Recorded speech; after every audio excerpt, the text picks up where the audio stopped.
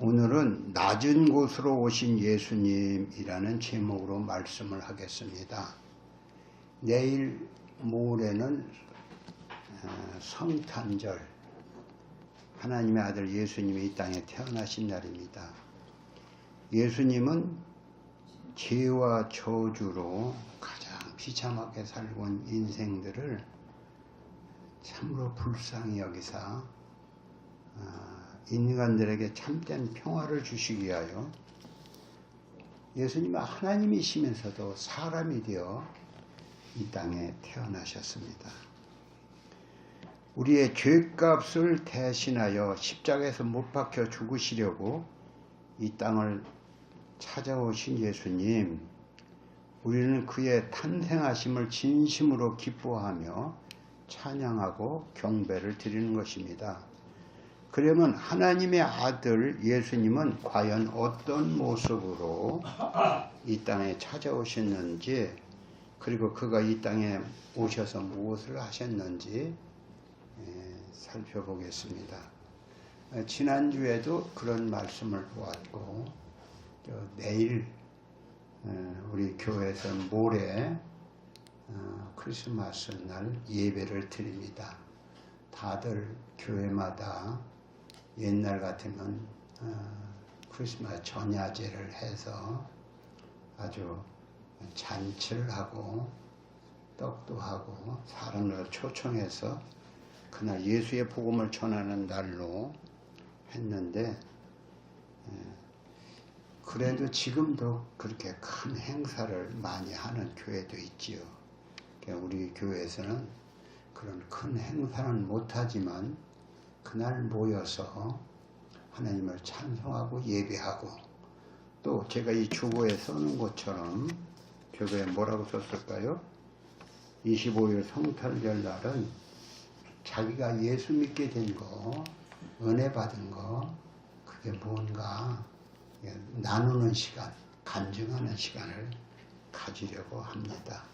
여러분들은 교회 나올 때 내가 무슨 말을 할까 이렇게 잠깐 짧게라도 말씀을 다들 나와서 할 준비를 하고 오시기 바랍니다. 예수님은 이 땅에 제일 먼저 만난 사람은 누구일까요? 오늘 우리가 본문을 읽었지요.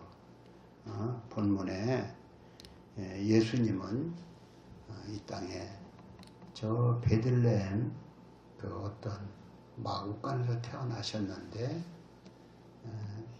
들에서 양을 치는 목자들에게 갑자기 환한 빛이 나더니 한 천사가 나타나서 그러니까 빛이 나니까 두려워하지요. 두려워하니까 두려워하지 말라 이렇게 하면서 오늘날 이 백성에게 아주 기쁘고 좋은 소식을 내가 전하러 왔노라 이런 말씀을 하지요. 그러고 오늘날 저 안 동네 다윗의 동네에 구주가 나셨다 이렇게 말씀을 하시는 겁니다. 천사가. 그래서 하늘에서는 호련히 수많은 천군 천사들이 합창을 부르는 거예요. 지극히 높은 곳에서는 하나님께 영광이요, 땅에서는 기뻐하심을 입은 사람들 중에 평화로다 하는 이런 찬송 소리가 났습니다.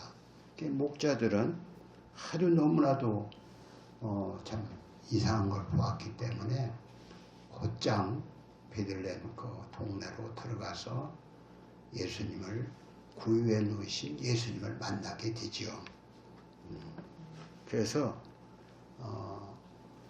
진짜로 천사가 전해준 말이 진짜였구나. 무슨 예수님이 세상을 구원할 구주라더니 어떻게 생겼나 보자 하고 들여다 봤을 거예요. 근데 그 당시에는 예수님이 오신다는 소식을, 오신다는 그런 성경의 예언이 있기 때문에 다 예수님이 언제 오시나 이렇게 기다리고 있어요. 특별히 율법학자들, 그들은 예수님을 기다리고 있는데 하필이면 그 율법학자들에게 나타나지 않고 이렇게 들에서 양을 치는 아주 빈민이나 천민과 같은 그 누구요? 양치는 목자들에게 예수님은 나타나셨습니다. 두 번째로 예수님은 유대 땅에서도 가장 작은 동네 베들레헴이라고 하는 동네에서 태어나셨어요. 저 여기 성경에 보면은 동방에서 별을 연구하던 동방 박사들이 있었다. 그들이 하루는 이상한 별을 봤어요. 야, 저 별이 나타난 것은 세상을 구원할 구세주가 나타난 게 아니냐. 저 별이 어디로 가는가 보자. 그냥 가고 있거든요. 그러니까 동방박사 우리가 세 사람이라고 하니 몇 사람인가는 몰라도 세 사람이 아주 귀중한 그런 보물을 준비해서 그 별을 따라 오지요. 그래서 야, 세상을 구원할 왕이니까 어떤 임금의 집에서 나지는 않을까 이런 생각을 하고 헤롯, 그 당시에 헤롯이라고 하는 사람이 왕인데 궁궐로 찾아가서 이스라엘의 왕으로 태어난 이가 어디 계십니까? 그러니까 놀라는 거예요. 그래서 성서학자들을 불러서 이스라엘 왕으로 태어나시고 어디냐? 그러니까 저 유대 땅 베들레헴이라는 곳이다. 그런 얘기를 하는 거예요. 그런데 밖에서 나와 보니까 또 별이 인도하는 거예요. 별을 따라 동방 박사들은 예수님께 찾아와서 그렇게 그 예물을 드리고 경배를 하지요. 마태복음에 나오는 얘기, 오늘 아까 읽은 말씀은 누가복음에 나오는 얘기들입니다. 예수님은 왜 부잣집 안방에서, 아니 궁궐이나 부잣집 안방에서 태어나지 않고 왜 아주 그런 마곡간에서 태어나셨을까? 예수님은 이 땅에 사람 대접도 받지 못하는 그런 빈민이나 천민들의 가난한 자들의 구세주가 되기 위해서 이 땅에 오신다고 하셨는데 과연 예수님은 이 땅에 천한 자들을 위로하고 또 가난한 자, 어렵고 힘든 자를 구원하기 위해서 이 땅에 찾아오신 것이지요. 예수님은 요한복음 12장 46절에 보면 나는 빛으로 세상에 왔나니 무릇 나를 믿는 자는 어두움에 거하지 않게 하려 합니다. 이런 말씀하셔서 예수님은 어두운 곳을 환하게, 그러니까 어둠 침침한 곳에 환한, 요새는 외등이 있어 외등처럼 불을 밝히기 위해서 예수님이 오신 거예요. 우리나라는 지금부터 한 130여 년 전에 우리나라의 세계에서 가장 못 사는 나라 중에 하나였어요. 그 당시에 우리나라는 인간의 수명이 약 40세도 못 된다고 했습니다. 잘 사는 민족은 건강하게 살으니까 80세, 90세 이렇게 사는데 못 사는 사람은 병 걸리고. 북한 땅은 어떨까요? 북한 땅은 우리보다 전에는 잘 살았는데 지금은 잘 못 산다. 그래서 10년도 12년인가 평균 수명이 짧다고 해요. 북한은. 그러니까 키도 우리나라보다 10cm는 더 작다는 거예요. 못 먹으니까. 그러니까 우리나라는 이렇게 세계에서 제일 잘 사는 나라가 되었어요. 그 당시 1845년에 하나님께서 이 땅에 선교사를 보냈는데 우리의 조상들이 그 선교사가 전하는 복음을 듣고 예수를 받아들이기 시작했어요. 그래서 이 민족의 복된 것은 그 사람의 말귀를 알아듣는 능력이 있어서 선교사들이 전하는 그 말씀이 야, 이게 진리로구나 깨닫게 된 거죠. 그래서 이 민족은 예수를 믿게 되었고 이 민족이 예수를 받아들이니까 잘 사는 나라가 되었어요. 누구든지 예수를 받아들이는 나라는 잘 사는 나라가 되는 것입니다. 오늘 예수를 믿고 잘 사는 나라가 되었는데, 그런데 이렇게 잘 사는 나라가 되었는데도 나라가 너무 약하니까 외국의 침략, 일본의 침략을 받고 지배를 받는 나라가 되었지요. 그래서 일본 시대 36년간이란 노예 생활, 그 식민지가 되었던 것입니다. 그리고 우리나라가 그래도 이 속으로 예수를 믿는 사람이 많았기 때문에 이 민족은 해방이 됐는데 하나님의 은혜로 해방이 되었죠. 해방이 되고 나라를 건립할 때, 건국할 때 우리나라 우리의 참 선각자들이 참 노래를 동해물과를 지었는데, 동해물과 백두산이 마르고 닳도록 하나님이 보호하사 우리나라 만세, 이렇게 졌던 거예요. 그리고 우리나라 최초로 정부를 수립할 때, 국회를 개원할 때, 국회의원들 국회를 개원할 때 우리나라는 하나님께 먼저 기도하고 기도로 시작한 나라가 우리나라뿐이 없다는 거예요. 우리나라가 하나님께 기도하고 예배를 드리고 이렇게 건국을 시작했다. 그래서 하나님께서는 이렇게 이 나라에 참 지금 요새는 그런 거 몰라요. 맨날 아침마다 동해물과 백두산이 마르고 닳도록 하나님이 보호하사 우리나라 만세, 이런 찬송을 하지요. 이런 찬송을 매일 들으니까 하나님, 어떤 사람은 그래요. 이 찬송을 부르기 때문에 우리나라가 이렇게 잘 된다. 그래서 우리나라는 지금 세계에서 240개 나라쯤 된다고 하지요. 그 나라 중에서 가장 잘 사는 나라 중에 하나가 되었어요. 그러니까 뭐 경제로서는 11위나 12위쯤 된다고 하고, 민주주의가 세계적인 민주주의, 잘 사는 거 하면은 어느 나라 부럽지 않는 잘 사는 나라가 된 거예요. 이게 다 무엇입니까? 하나님의 은혜로 이렇게 잘 살게 된 거예요. 그러니까 우리는 감사하시기 바랍니다. 그런데 저 북한 땅은 어떨까요?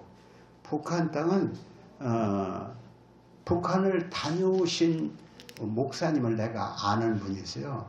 그분이 저 함경도의 나진 선봉에 그 시장과 점심 먹은 얘기를 나눈 걸 제가 들었습니다. 북한 땅에 갔다 왔는데 하루는 어떤 그 정의사제 구현단이라고 하는 우리나라의 그 천주교 이상한 종북 저 북한을 찬양하는 그런 사제단들이 모여서 정의사제 구현단이라고 하는 그런 단체를 만들었는데, 거기에 어떤 신부가 내가 아는 목사님한테 저 북한 때는 지상천국이랍니다. 지상천국. 거기는 병원도 공짜고 학교도 공짜고 다 그렇게 잘 사는 세계적인 그런 잘 사는 나라라고 합니다. 그래서 그 목사님, 내가 아는 목사님이, 그분이, 그래서 신부님은 북한을 가보셨습니까? 아직요. 제가 가보진 못해 앞으로 가겠지요. 그렇게 하더라는 거예요. 그래서 나는 북한에 갔다 왔는데, 북한에 여러 번 갔다 왔는데 거기에 낮은 선봉에 거기다가 고아원을 세우기 위해서 가서 여러 번 고아원을 세워주고 또 다른 것도 해주기 위해서 큰 교회 목사니까 거기서 북한을 도와주자 해서 대표로 갔다 왔다. 그런데 하루는 그 낮은 시장이 자기를 초청해서 밥을 주겠다고, 점심을 주겠다고 해서 그 시장내 집으로 갔대요. 시장내 집에 가니까 거기에는 별로 이렇게 육류가 없기 때문에 개고기를 주는데 개고기를 삶아서 내놨는데 조금 맛이 이상하더래요. 그게 왜 그런가 했더니 거기는 이렇게 냉장고가 있지만 냉장고에 전기가 계속 들어오는 게 아니에요. 들어갔다 나갔다. 그래서 고기가 부패했던 거예요. 근데 그걸 삶아 먹고 배탈이 나가지고 장염이 걸려가지고 울분하다가 병원을 죽게 생겼으니까 병원을 갔는데 병원이 가보니까 어떠냐? 병원에 닌게루병이 사이다병이더래. 사이다병. 그리고 또 그 옆방에서는 이 맹장을 수술하는데 진통제를 넣고 수술을 해야 하잖아요. 진통제 없이 소리니까 죽는다고 소리를 지르더래요. 그걸 보고는 그 신부한테, 정의사제 구현단 신부한테, 신부가 다 그런 건 아니지만 정의사제 구현단에는 신부한테 신부님 거기 가서 한번 수술 좀 한번 받아보시겠습니까? 그런 말을 했다고 하는 소리를 들었어요. 북한은 그 목사님이 또 하는 얘기가 요새 신문에도 났어요. 신문이 아니라 그 인터넷 카톡에 나오는 얘기들입니다. 돈을 많이 번 어느 실업인이 김정은한테 뭘 갖다 줬냐면은 외제차를 선물을 하고 또 그것뿐만 아니라 각종 이런 귀한 걸 선물을 했어요. 그랬더니 그 돈도 달러를 갖다 주었어요. 그랬더니 김정은이 너무 좋아요. 그래서 김정은이 그를 데리고 다닙니다. 어디로 데리고 갈까요? 시차를 가면 같이 가는 거예요. 근데 하루는 어딜 가냐면 자라 농장이 있어요. 거기는 단백질이 없고 고기가 없으니까 자라를 키워서 그것을 공급하는데 자란 농장을 갔더랍니다. 근데 겨울에 갔어요. 겨울에 가니까 거기도 전기 사정이 안 좋아서 전기가 들어갔다 나갔다 하니까 그 자라 농장에 자라가 죽어서 그래서 둥둥 떠 있는 거예요.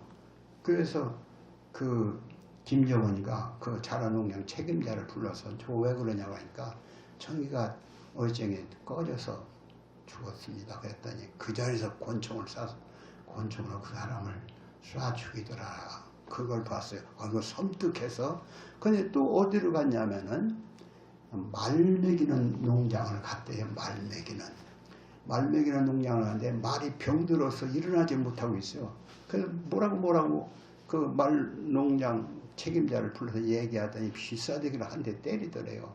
그리고 돌아오는데 그 옆에 있는 그 부하한테 저 쏴주기라고 하더래요. 그러니까 부하가 돌아가서 권총으로 그 말 농장 그 사람을 쏴주기더라. 제게 그 목사가 얘기하는 소리를 저는 목사한테 들었지만은 또 카톡에도 그런 얘기가 왔어요. 그래서 그 실업인이 돈을 여기다가는 내가 뺏어가면 죽겠다 생각을 해서 돈을 그 자기 식구들을 몰래 빼서 외국으로 빼돌리고 돈을 350만 달러를 가지고 미국으로 도망갔다. 그런 얘기를 들은 적이 있습니다. 지금 북한에는 종교 자유가 있을까요? 분명히 북한에도 헌법에는 종교의 자유가 있습니다. 그런데 북한에는 종교의 자유가 있지만 교회가 없어요. 그런데 그때 북한이 못 산다는 소식을 듣고 외국에서 특히 미국의 교회들이 헌금을 많이 하고 물품 많이 도와줘. 제가 아는 다니엘 기도회 어느 목사님 얘기를 들으니까 1,500대 분량의 라면을 가지고 거기 가서 풀어주고 그러다 또 말 한마디 잘못해서 감옥에 2년 반 동안 썩은 사람이 있어요. 그러다 하나님의 은혜로 나오게 됐는데 이렇게 미국의 물품을 미국의 교회가 많이 보내니까 미국에도 종교의 자유가 있다. 이것을 보이기 위해서 교회를 세웠어요. 교회를 반석교회와 칠곡교회를 세웠습니다. 그 칠곡교회가 세우니까 거기 예수 믿는다고 하는 사람 다 잡아서 성경책만 갖고 다니다가도 보기만 하면 잡아가는데 거기 교회 나올 사람이 누가 있겠어요? 그 칠곡교회를 세워놓고 그 간부들이나 누구들을 평양이니까 그런 사람 중에 성분 좋은 사람들을 교회 가거라 이렇게 해서 또 특별 배급을 주면서 예수를 믿게 해서 한 200명이 예수를 믿게 되었다는 것입니다. 그런데 그 예수를 믿는 그 사람들이 처음에는 200명이 꼬박꼬박 나오는 거예요. 근데 언젠가 보니까 주일날이면 저 바깥에서 사람들이 서 있는 거예요. 웅성웅성 서 있어. 그 차차로 교회로 가까이 오더니 교회당에 사람이 모이는데 500명이 모이더라는 것입니다. 그게 누굴까요? 북한에는 예수를 마음대로 못 믿고 몰래 믿는 지하교회가 있다고 하죠. 지하교회 교인들이 평양에도 교회 생겼으니까 가서 예수를 믿어보겠다. 왔습니다. 그런데 당국에서 사람이 갑자기 많으니까 어떻게 할까요? 그래서 그들을 조사를 해서 예수 등록된 사람이 아닌 사람은 다 그냥 저 강제 노동 수용소로 보내는 것이 요독수용소니. 요독수용소도 요새 인터넷 나온 거 보면 예수 믿는 장로나 목사나 집사는 아예 평생 나오지 못할 곳으로 보낸다고 하는 소리를 들었어요. 그러니까 북한은 이렇게 어떤 사람이 거기서 어쩌다 탈출한 사람이 있는데 그는 평양에 교회가 생기기를 계속 기도를 했는데 교회가 생기는 거 보고 너무 감사해서 교회에 가서 예배를 드렸다는 겁니다. 그랬는데 붙잡혀서 그 수용소에 갔다가 거기서 어쩌다 탈옥을 해서 미국에서 간증하는 소리를 듣게 되는 것입니다. 북한은 종교의 자유가 헌법상은 있지만 종교의 자유가 없는 것이에요. 그런데 작년에 원비어라고 하는 미국의 젊은이가 북한을 여행하다가 호텔에서 무슨 포스터인가를 하나 아주 그것이 이제 해외 나가서 자기 동네다 이런 거 봤다 하고 자랑을 하려고 했는지 그 포스터를 한 장 띄어서 주머니에 넣었어요. 가방에다. 그런데 그걸 조사를 해서 잡혀가지고 고문을 당해서 원비어가 감옥에서 고문당하고 다 죽게 된 게 나와서 고문에 의해서 죽게 되지요. 그래서 그 신문에 한참 떠들었죠. 뉴스에. 그래서 이렇게 예수를 믿거나 별것도 젊은이가 24살 지금 23살 먹은 애가 무슨 간첩을 했다고 거기 여행 한번 왔다가 잘못 걸려가지고 마저가 고문당해가 죽었다. 이런 소리가 있습니다. 북한에는 어째서 이렇게 종교의 자유가 없는 나라가 되었을까? 그렇죠. 옛날 평양은 예수 믿는 도시였어요. 한 70%, 80%가 다 문을 닫고 교회를 갔던 도시요. 그런데 일본 시대, 일본 사람들이 예수 믿는 사람을 종교는 예수 믿는 그런 자기 신사참배를 하라고 해서 예수 믿는 사람들 교회에다가 신사를 만들고 거기서 절을 하게 했어요. 그래서 그거 안 한다고 숨어서 도망가고 잡혀서 고문당하고 주기철 목사는 고문당하다 죽었지요. 또 우리나라 유명한 최봉석 목사라는 사람도 죽고 여러 사람이 죽었는데 제가 아는 우리 신육이라고 하는 그분이 우리 집에 왔었는데 우리 집에 와서 예배도 드리고 했는데 그분도 저 산속에 들어가서 9년 동안이나 통을 속에서 살다가 해방되었다는 소식을 듣고 나왔습니다. 그런데 그때 나라에서 그러니까 일본에서 하는 말이 이것은 그러면서 그 교회에다가 신사를 만들고 거기서 절을 하고 예배를 드리겠어요. 그러니까 하나님께서는 나 외에 다른 신을 두지 말라 했는데 다른 신을 두니까 그 나라가 그 평양에 그렇게 결의를 했거든요. 그래서 그 땅에 기독교가 이렇게 예수 믿는 사람이 어려움을 당하게 되었다. 그런 얘기도 있지요. 그래서 북한에는 신은 없어요. 김정일이가 김일성이가 신이에요. 그래서 절을 다 합니다. 거기 안 했다가는 다 감옥에 갇히는 거예요. 그런데 이렇게 북한 땅에는 자유가 없는데 지난 12월 10일 날 제가 인터넷을 열다 보니까 뉴스에도 보니까 세계 인권의 날이에요. 12월 10일이 세계 인권의 날인데 유엔에서는 북한을 세계 최악의 인권 국가로 14년 동안 지정을 했다.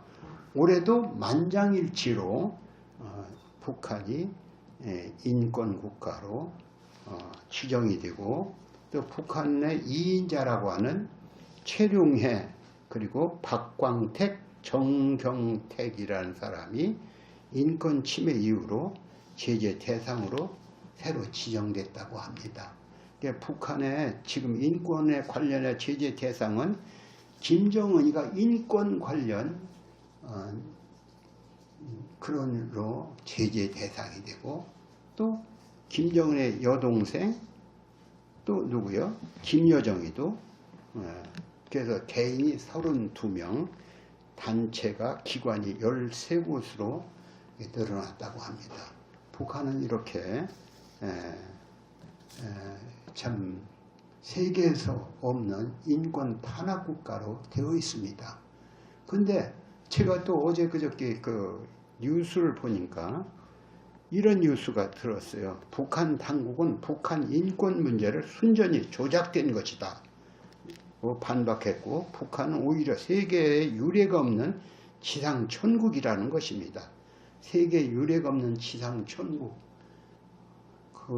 그런데 우리나라는 그렇게 자기 공무부도 기관 고사포로 쏴 죽이고 또 자기 형도 독침을 와서 독약으로 죽이고 뭐 자기가 연설할 때 졸았다고 해서 죽이고 그런 김정은이가 위대한 어떤 누구라고 하면서 그를 환영하고 이날에 오니까 환영하자 이런 얼빠진 사람도 있는 거예요.